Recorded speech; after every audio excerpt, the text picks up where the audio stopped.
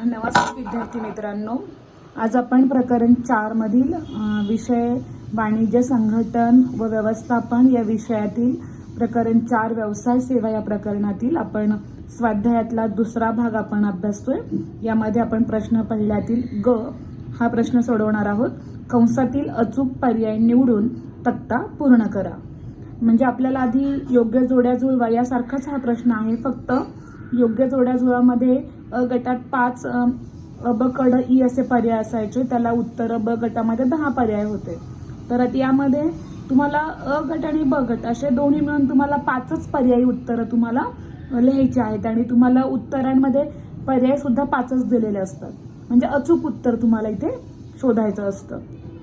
तर आपल्याला कंसामध्ये जे शब्द दिलेले आहेत, तत्काळ निधी हस्तांतर प्रणाली म्हणजे RTGS किंवा राष्ट्राच्या बँकिंग क्षेत्रातील सर्वोच्च वित्तीय संस्था, आवर्ती ठेव, दीर्घ मुदती कर्ज, भारतीय लघु उद्योग विकास बँक, हे आपल्याला शब्द अ गटामध्ये आणि ब गटामध्ये आपल्याला वाचून ते व्यवस्थितपणे ते शब्द आपल्याला तिथे लिहून तक्ता पूर्ण करायचा आहे। आता अ गटामध्ये एक पहिलीच रिकामी जागा दिली आणि तिथे सांगितलं आहे तत्काळ निधी वर्ग करण्याची सुविधा। आता तत्काळ निधी वर्ग म्हणजेच आपला पहिलाच पर्याय आहे तत्काळ निधी हस्तांतर प्रणाली, ज्याला आपण काय म्हणतो RTGS। मग आपल्याला अ गटामध्ये उत्तराचं पूर्ण जे वाक्य आहे, शब्द आहे, तो शब्द पूर्ण जसा आहे तसाच आपल्याला लिहायचा आहे। तत्काळ निधी हस्तांतर प्रणाली। अनेक वेळा बोर्ड एक्झाम मध्ये मुलं उत्तर अर्धवट लिहितात, वाक्य अर्धी लिहितात, काही शब्द गाळतात, तर असं कृपया करू नका। जसं दिलंय तसंच आपल्याला इथे लिहिणं अपेक्षित आहे। म्हणजेच अ गटामध्ये काय उत्तर आलं, तत्काळ निधी हस्तांतर प्रणाली RTGS म्हणजेच तत्काळ निधी वर्ग करण्याची सुविधा। आता आपला हा पर्याय झाला, त्याला आपण टिक मार्क करून ठेवूया। दुसरा दिलेला आहे अ गटामध्ये आपल्याला ब गटामध्ये उत्तर लिहायचे दीर्घकालीन भांडवली गरज पूर्ण करणारे कर्ज। आता दीर्घकालीन कोणतं भांडवल आपलं, कोणतं कर्ज आपलं गरज पूर्ण करणारे, तर यामध्ये उत्तर आहे दीर्घ मुदती कर्ज। त्यामुळे आपल्याला ब गटामध्ये उत्तर लिहिताना दीर्घ मुदती कर्ज जसा शब्द आहे तसा आपल्याला तो लिहायचा झालाय, म्हणून शब्द आपण इथे टिक मार्क करू, म्हणजे आपल्याला पुढचे पर्याय निवडताना त्याचा फायदा होतो। आता अ गटामध्ये शब्द भरायचा, त्यासाठी ब गटात त्याला काय दिले आपल्याला माहिती, कर्मचारी आणि व्यावसायिक यांनी उघडलेले खाते। आता कर्मचारी आणि व्यावसायिक यांच्यासाठी कोणतं खातं आपल्याला इथे कर्मचाऱ्यांनाही जे उपयोगी पडेल आणि जे व्यावसायिकांना उपयोगी पडेल, आता कोणतं ठेव इथे आपण पाहूया, तर इथे आहे आवर्ती ठेव। इथे आपण उत्तर लिहिणार आहे आवर्ती ठेव। आता समजा इथे जर चालू ठेव शब्द दिला असता तर तो फक्त व्यावसायिकांना उपयोगी पडला असता, तो कर्मचाऱ्यांना ते ठेव खाते उपयोगी नसते पडले। पण आवर्ती ठेव खात्यामध्ये कर्मचारी सुद्धा पैसे ठेवू शकतात आणि व्यावसायिक सुद्धा पैसे ठेवू शकतात। आता चौथा आहे मध्यवर्ती बँक। मध्यवर्ती, आता आपला आवर्ती ठेव झाले, टिक मार्क करून ठेव आपण। आता मध्यवर्ती बँक म्हणजे कोणती, तर राष्ट्राच्या बँकिंग क्षेत्रातील सर्वोच्च वित्तीय संस्था। हा एवढा मोठा आपल्याला जे वाक्य आहे ते इथे लिहायचं आहे। एकही शब्द आपण इथे काढायचा नाही। राष्ट्राच्या बँकिंग क्षेत्रातील सर्वोच्च, मला जागा नाही म्हणून चौकोनाच्या बाहेर जातोय बॉक्सच्या, तुम्ही असं करू नका, सर्वोच्च वित्तीय संस्था तुम्ही त्याच बॉक्समध्ये 2 ओळी किंवा 3 ओळींमध्ये बसवायचं आहे। पाचवा आहे आपला, आता राष्ट्राचं झालं, आपण त्याला टिक मार्क केलं। आता साहजिक आहे कोणतं राहिलंय, भारतीय लघु उद्योग विकास बँक एकच राहिलंय। त्याचं उत्तर काय असणार आहे, त्याला कोणता पर्याय असणार आहे, लघु व मध्यम उद्यम क्षेत्राला वित्त पुरवठा करणारी वित्तीय संस्था म्हणजे कोणती, भारतीय लघु उद्योग विकास बँक, ज्याला आपण CDB सुद्धा म्हणतो, पण इथे दिला नाही म्हणून आपण ते लिहायचं नाही।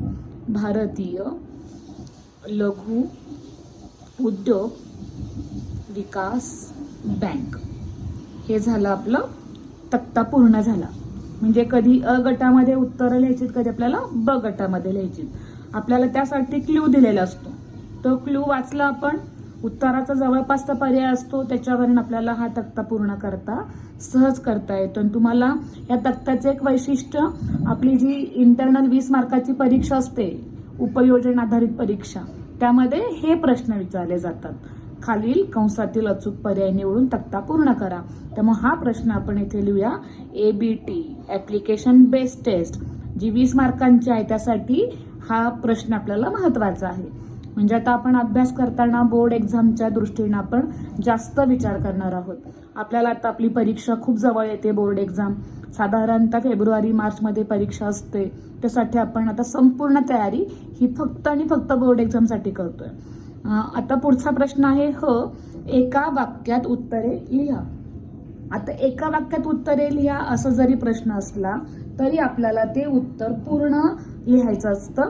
त्यामध्ये काय म्हटलंय, पहिला प्रश्न, डेबिट कार्ड म्हणजे काय. आता आपल्याला माहिती आहे डेबिट कार्ड आणि क्रेडिट कार्डला आपण प्लास्टिक पैसा म्हणतो, परंतु इथे विचारले डेबिट कार्ड म्हणजे काय. तर डेबिट कार्ड म्हणजे असे कार्ड ज्याचा उपयोग बचत व चालू खातेदार कार्डच्या साह्याने वस्तू खरेदी करतात, इतर देणी देतात, इतर पेमेंट्स करतात आणि व्यवहार झाला की लगेचच त्यांच्या खात्यातून ती रक्कम नावे म्हणजे डेबिट केली जाते, म्हणून याला डेबिट कार्ड असे म्हणतात. थोडक्यात हा प्लास्टिक पैसा म्हणून ओळखला जातो. आता दुसरा प्रश्न आहे, विषय बाब म्हणजे काय. आता विषय बाब म्हणजे काय, तर विषय बाब म्हणजे ज्यासाठी विमा घेतला जातो ती गोष्ट होय. उदाहरणार्थ जीवन असेल, मालमत्ता असेल, एखादी वस्तू असेल किंवा जहाज असेल, जहाज भाडं असेल, याला म्हणायचे विषय बाब.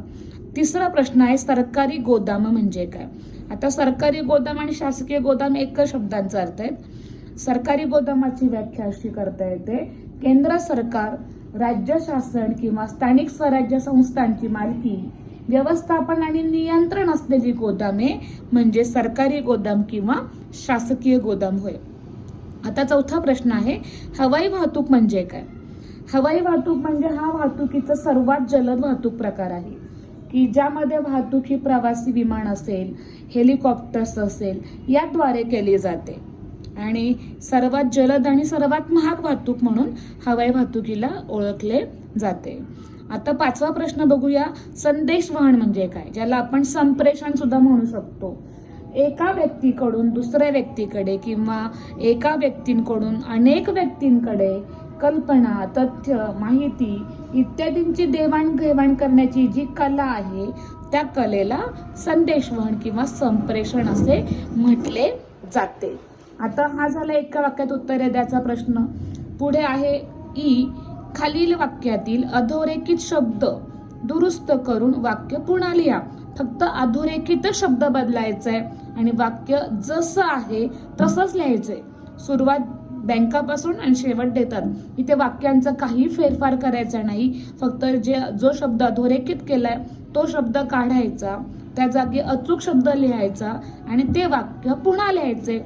म्हणजे कसं, आता पहा, एक बँका अधिविकर्ष सवलत बचत खातेदार धारकांना उपलब्ध करून देतात. आपल्याला माहितीये की अधिविकर्ष सवलत फक्त चालू खातेदारांना मिळते. मग बचत ऐवजी आपण उत्तर इथे काय लिहिणार आहे, तर फक्त चालू शब्द आपल्याला ऍड करायचा, कारण पुढे खातेधारकांना शब्द आहे म्हणजे उत्तर कसं होईल, बँका अधिविकर्ष सवलत, बचत शब्द कॅन्सल होईल, त्या जागी चालू खातेधारकांना उपलब्ध करून देतात. इतकं साधं सोपं आपल्याला इथे 1 मार्क लगेच मिळून जातो. आता पुढे सेवा दृश्य स्वरूपात असतात. आता अधोरेखित दृश्य शब्द केलेला आहे, त्याच्या जागेवर आपल्याला शब्द बदलायचा आहे. सेवा ह्या नेहमी अदृश्य असतात, त्यामुळे इथे काय येईल शब्द, सेवा अदृश्य स्वरूपात असतात. वाक्यांमध्ये जराही फेरफार करायचा नाही. तिसरं, विमा व्यवसायातील धोका वाढविण्यास मदत करते. तर विम्यामुळे धोके वाढत नाहीत, तर धोके काय होतात, कमी करण्यास. मग इथे वाढविण्याच्या ऐवजी काय लिहिणार आहे, कमी करण्यास. मग कसं उत्तर होईल त्याचं, विमा व्यवसायातील धोके कमी करण्यास मदत करते, म्हणजे वाढविण्या शब्द येणार नाही. अनेक वेळा मुलं काय करतात की दोन्ही शब्द ठेवतात, त्यामुळे 0 मार्क मिळतो आपल्याला. त्यामुळे इथे करताना तो अधोरेखित शब्द तो चुकीचाच आहे, तो काढायचा आणि त्याच्या जागेवर आपल्याला योग्य शब्द लिहून वाक्य जसं आहे तसंच लिहायचंय. पुढे चौथा प्रश्न आहे, विदेशी बँक ही राष्ट्राच्या बँकिंग क्षेत्रातील सर्वोच्च वित्तीय संस्था आहे. आपल्याला माहिती आहे की सर्वोच्च वित्तीय संस्था ही विदेशी बँक नाही आहे. तिथं काय उत्तर असणार आहे? मध्यवर्ती बँक. काय लिहिणार आहे?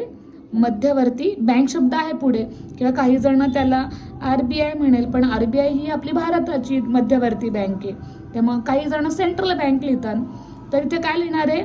मध्यवर्ती बँक ही राष्ट्राच्या बँकिंग क्षेत्रातील सर्वोच्च वित्तीय संस्था आहे. आणि पाचवा आहे, RTGS म्हणजे रिझनेबल टाइम ग्रॉस सेटलमेंट.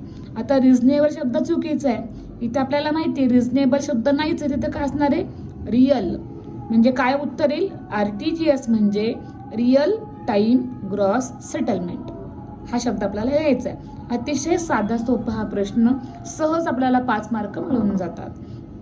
आता पुढे आपण लिहिणार आहोत, योग्य क्रम लावा.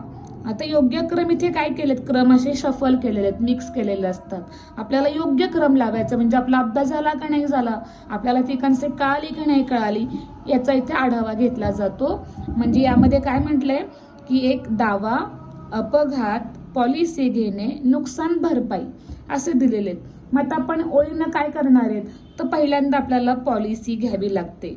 म्हणजे पहिली पॉलिसी घेणार आपण, ते 1 नंबर होते. म्हणजे इथं आपण उत्तर कसं लिहिणार आहे? तर पहिलं पॉलिसी घ्यावी लागते, पॉलिसी घेणे. मग काय होतं की आपल्याला काय झालं पाहिजे? ते नंतर अपघात, म्हणजे दुसरा असणार आहे अपघात. आणि अपघातानंतर काय करतो आपण की तिथे आपण पहिल्यांदा अपघातानंतर दावा दाखल करतो. नुकसान भरपाईसाठी आधी दावा दाखल करावा लागतो, आणि दावा दाखल केल्यानंतरच आपल्याला नुकसान भरपाई मिळते. म्हणजे आपल्याला हा क्रम कळाला पाहिजे की पॉलिसी घ्यायची, नंतर अपघात झाला की दावा दाखल करावा लागतो, अर्ज करावा लागतो, आणि मग आपल्याला नुकसान भरपाई दिली जाते. आता पुढचा आहे ईमेल, आंतरदेशीय पत्र आणि कुरिअर सेवा. इथे आपल्याला अगदी मूळपासून अत्याधुनिक पर्यंत आपल्याला इथे यायचंय. त्यामुळे सर्वात पहिल्यांदा काय असणार आहे? तर आपल्याकडे काय होतं? तर आंतरदेशीय पत्र. आंतरदेशीय पत्रानंतर क्रांती झाली, नंतर आले तो आपल्याकडे आलं आंतरदेशीय पत्रानंतर ईमेल आला, आणि ईमेलच्या नंतर आधुनिक सेवा आली आपल्याकडे कुरिअर सेवा. आता एखादा म्हणेल मी उलट क्रमाने लिहिणार आहे, कुरिअर सेवा, ईमेल, आंतरदेशीय पत्र. तर इथे आपल्याला काय करायचंय की उगम पासून अत्याधुनिक पर्यंत आपल्याला तो क्रम मांडायचा आहे. आता पुढे आपण पाहूया प्रश्न दुसरा, खालील संज्ञा संकल्पना स्पष्ट करा. याला 2 मार्क आपल्याला बोर्ड एक्झामला असतात. इथं सर्व परीक्षांना सुद्धा मार्क आपण तसेच देत असतो. आता वाहतूक म्हणायचं, इथे वाहतूक म्हटले, इथे आपण काय लिहिणार आहे? आपल्याला त्या संज्ञेबद्दल जे माहिती आहे ते आपण 2 ते 3 पॉईंटमध्ये, मुद्द्यांमध्ये मांडायचे. मग आता आपण काय लिहू? पहिला मुद्दा वाहतुकीमध्ये की एका ठिकाणाहून दुसऱ्या ठिकाणी जाण्यासाठी मनुष्यांची, माणसांची अथवा प्राण्यांची मदत घेतली जाते आणि वस्तूंची ने-आण केली जाते. त्याला वाहतूक असे म्हणतात. आणि वाहतुकीचे प्रामुख्यानं रस्ते वाहतूक, रेल्वे वाहतूक, जलवाहतूक, हवाई वाहतूक, पाईपलाईनद्वारे वाहतूक, मोनोरेल असेल, रोपवे असेल, अशा अनेक मार्गानं वाहतूक केली जाते. आणि सर्वात महत्त्वाचं म्हणजे वाहतुकीमुळे स्थल उपयोगिता निर्माण होते. हे सर्वात महत्त्वाचं आहे. म्हणजे विद्यार्थ्यांनी ज्याला गुणदान होणार आहेत अशीच याच्यामध्ये मुद्दे लिहिणं गरजेचे आहेत. अवांतर मुद्दे शक्यतो विषयांतर होऊ नये याच्याकडे लक्ष द्यायचंय. पुढे आहे संदेशवहन. आता संदेशवहन म्हणजे काय की एका व्यक्तीकडून दुसऱ्या व्यक्तीकडे किंवा अनेक व्यक्तींकडे जी माहिती असते, कल्पना असते, तथ्य असतं, यांची देवाणघेवाण केली जाते, त्याला संदेशवहन किंवा संप्रेषण म्हटलं जातं. आता संदेशवहनामध्ये पुढे काय लिहिणार आहे की यामध्ये लेखी संदेशवहन असते, तोंडी संदेशवहन असते. म्हणजे अगदी डाक सेवापासून ते आत्ताचं 4G पर्यंत, ज्यामध्ये सॅटेलाइट सुद्धा येऊ शकतं, अशा सर्व माध्यमांचा या संदेशवहनामध्ये समावेश केला जातो. आणि संदेशवहन ही अतिशय साधी सोपी पद्धत आहे की यामध्ये संदेश देणारा, संदेश स्वीकारणाऱ्यांचा समावेश होतो आणि यामध्ये सर्वात महत्त्वाचं असतं ते माध्यम. त्यामुळे संदेश वहनाबद्दल आपल्याला माहिती आहे, आपण 2 ते 3 मुद्द्यांमध्ये मांडायची. यानंतर बँकिंग आता आलं. आता बँका आणि बँकिंगमध्ये काय फरक आहे, तर भारतीय बँकिंग नियमन कायदा 1949 नुसार बँकिंग कंपनी म्हणजे कोणतीही कंपनी जी भारतातील बँकिंगच्या व्यवसायाचा व्यवहार करते.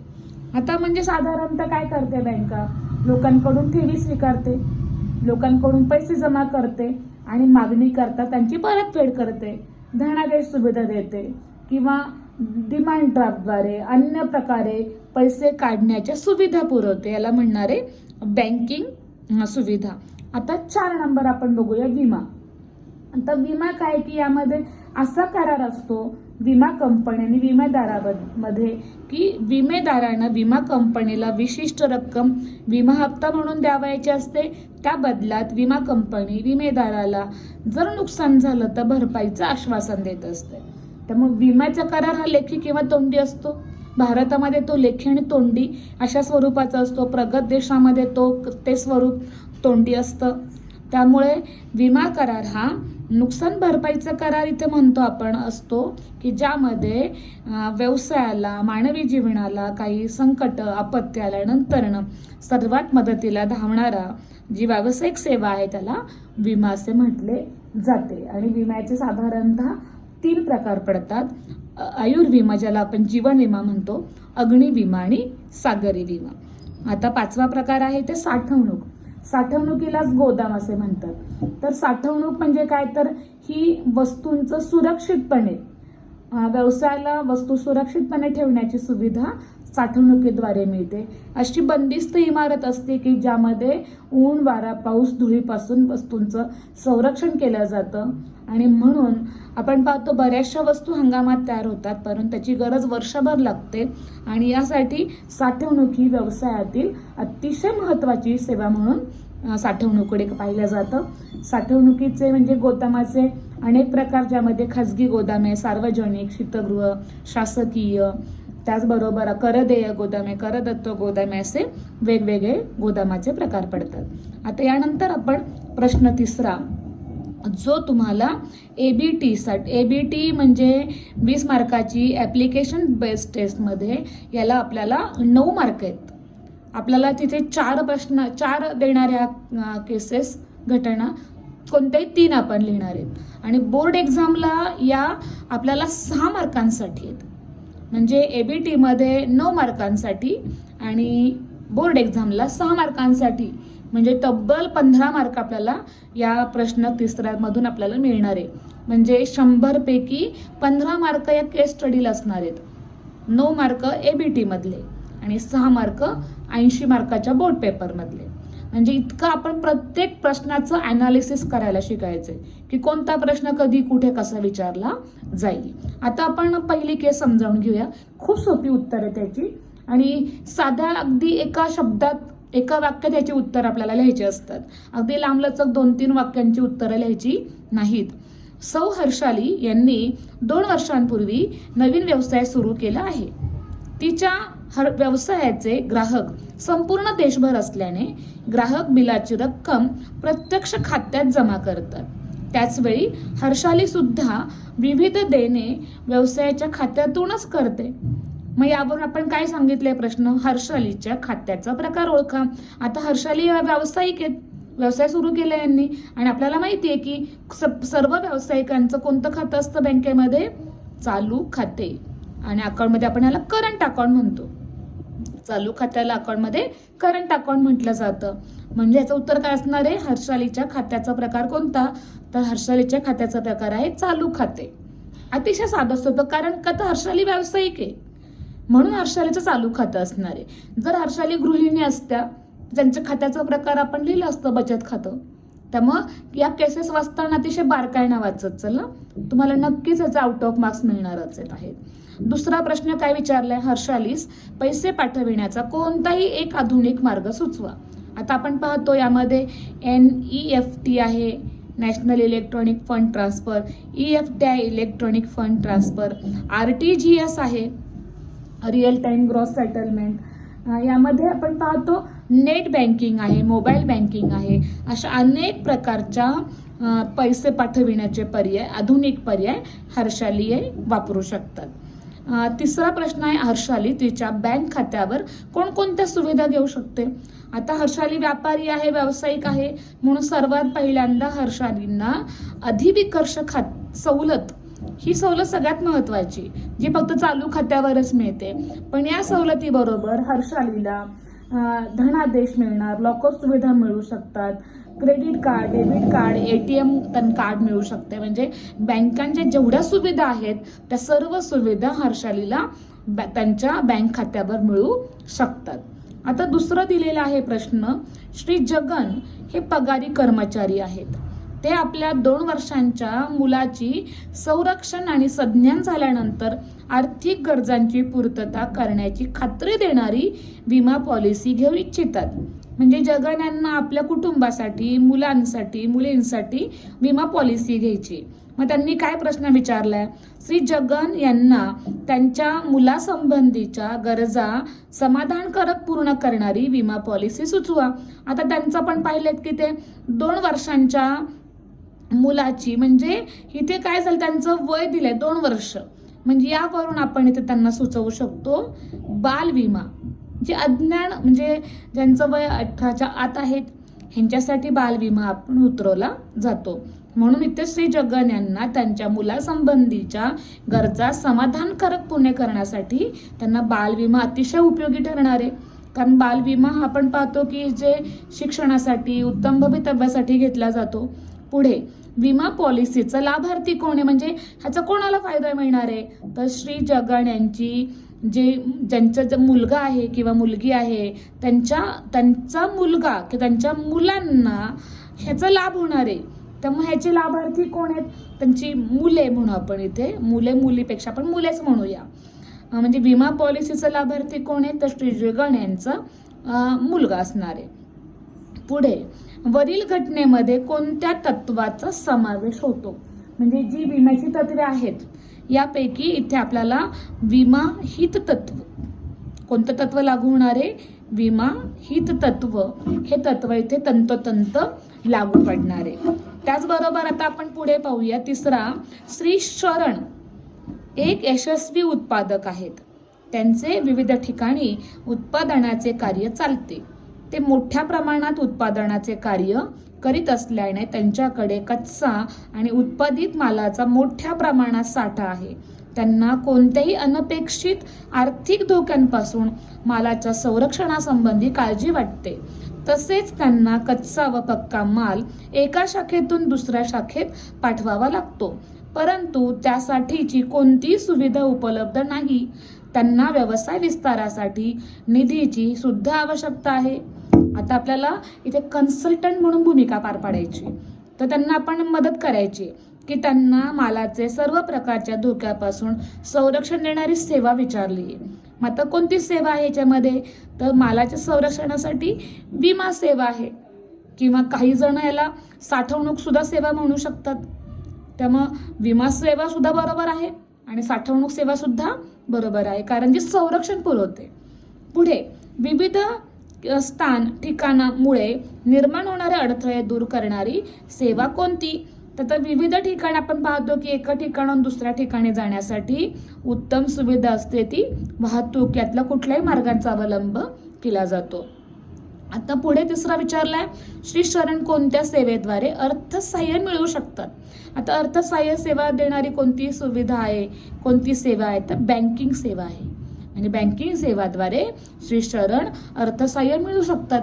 म्हणजे आपण ज्या सेवा शिकलोत ना 5, बँका, विमा, वाहतूक, गोदामे आणि संप्रेषण, या सेवा आपल्याला ते सुचवायच्यात. कोणाला कोणती सेवा कधी उपयोगी पडेल, म्हणजे आपण या केसमध्ये कन्सल्टंट म्हणून आपण इथे आपली भूमिका पार पाडलेली आहे. आता चौथी आहे, श्री अमित हे व्यावसायिक आहेत. त्यांचे पुणे आणि नाशिक येथे कारखाने आहेत. श्री अमित हे कुटुंबासह पुण्यामध्ये स्थायिक असून त्यांना 5 आणि 8 वर्षे वयाच्या 2 मुली आहेत. आता त्यांना प्रश्न काय विचारलाय की श्री अमित हे त्यांच्या पत्नी व 2 मुलींसाठी जीवन विमा घेऊ शकतात का. इथे चुकून होऊ झालंय, तिथे घेऊ शब्द करा, तर ते घेऊ शकतात. म्हणजे इथे काय उत्तर असणार आहे? हो. जर एखाद्याला वाटलं की मला सुचवायचंय तर ते मुलींसाठी बालविमा घेऊ शकतात आणि त्यांच्या पत्नीसाठी संपूर्ण जीवन किंवा एंडोमेंट विमा योजना घेऊ शकतात. तुम्ही हो जरी लिहिलं तरी 1 मार्क मिळणार आहे आणि तुम्ही त्याला सविस्तर दिलं तरी 1 मार्कच तुम्हाला मिळणार आहे. तो तुमचा चॉईस असणार आहे, तुम्हाला काय लिहायचंय. पण इथे दिलंय ना, त्यांनी विचारले घेऊ शकतात का, तर उत्तर आपलं हो मध्ये असणार आहे. दुसरा प्रश्न, श्री अमित हे सागरी विमा त्यांच्या कारखान्यासाठी घेऊ शकतात का, तर नाही घेऊ शकत. कारण सागरी विमा समुद्र प्रवासामध्ये असतो. जहाजाने जेव्हा प्रवास केला जातो विदेशी व्यापारामध्ये तेव्हा सागरी विमा असतो. कारखान्यासाठी सागरी विमा नाहीच आहे. कारखान्यासाठी आपण इथे अग्नी विमा घेऊ शकतो आणि म्हणून श्री अमित हे सागरी विमा त्यांच्या कारखान्यासाठी घेऊ शकणार नाही. इथे सुद्धा आपण कन्सल्टंट म्हणून काम करतोय. पुढे, आगीमुळे कारखान्यात होणाऱ्या नुकसानीच्या भरपाईसाठी कोणत्या प्रकारचा विमा श्री अमित घेऊ शकतात. चुकून होऊ झालंय, पुन्हा एकदा प्रिंटिंग मिस्टेक झालेली आहे, तिथे घेऊ शब्द करा. तर इथे म्हणायचं होय, कारण कारखान्यामध्ये जर आग लागली तर ते अग्निविमा घेऊ शकतात आणि आपलं नुकसान भरपाई इथे आपण संरक्षण आपण मिळवू शकतात. त्यामुळे इथे आगीमुळे कारखान्याच्या होणाऱ्या नुकसानीच्या भरपाईसाठी कोणत्या प्रकारचा विमा अमित घेऊ शकतात. तिथे कोणत्या प्रकारचा विमा विचारलाय ना, तर इथे आपण काय लिहिणार आहे? अग्निविमा घेणार आहे. इथे होय आणि नाही मध्ये शब्द उत्तर लिहायचं नाहीये. तर विमा घेऊ शकतात म्हणून होय लिहिलं मी. तर कोणत्या प्रकारचा विमा घेणार आहेत, तर ते अग्निविमा हे त्याचं अचूक उत्तर आहे. आणि मला असं वाटतं की तुम्हाला सर्वांना हे अतिशय छान हा प्रश्न कळाला असणार आहे आणि या सर्व प्रश्नांची छानपैकी उत्तरांची तयारी करा. आपण पुढच्या व्हिडिओमध्ये प्रकरण 5चा आपण स्वाध्याय अभ्यासणार आहोत आणि या पुढचे जे प्रश्न आहेत, प्रश्न 4 ते 7 किंवा 8 पर्यंतचे, यासाठी सुद्धा मी तुम्हाला स्वतंत्र व्हिडिओ देण्याची लवकरच व्यवस्था करणार आहे. धन्यवाद विद्यार्थ्यांनो.